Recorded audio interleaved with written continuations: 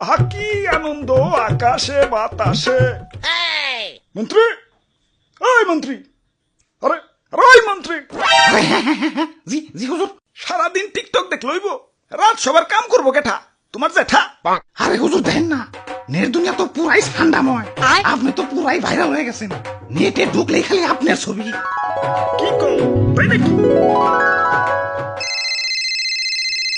কিরে ফোন দিল কেনা?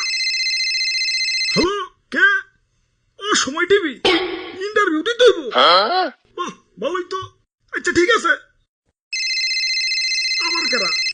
হ্যালো, কে? নিউজ 420 কি? আপনার চ্যানেলে ইন্টারভিউ দিতে হইব? আচ্ছা আচ্ছা ঠিক আছে।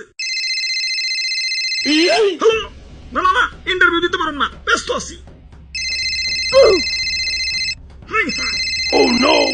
ফোনের উপরে ফোন আইতাছে।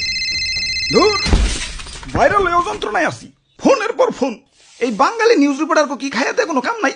কেউ ভাইরাল হইলি হয়, ওরে নিয়ে নিউজ বানাইতে বানাইতে জগা খিচুড়ি বানাই দেয়, মানুষের পাত দিয়েও সারা পারে না, ওইটাও নিউজ হয়ে যায়।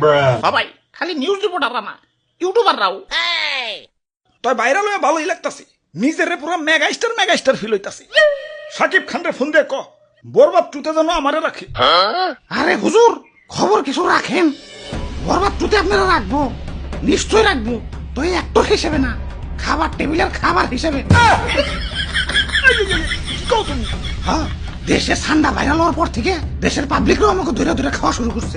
অনেকে তো ঠান্ডা ভেবে বেচারা ঘুষাবেও ছাড় দিতেছে না, ঘুষাবো খাইতেছে।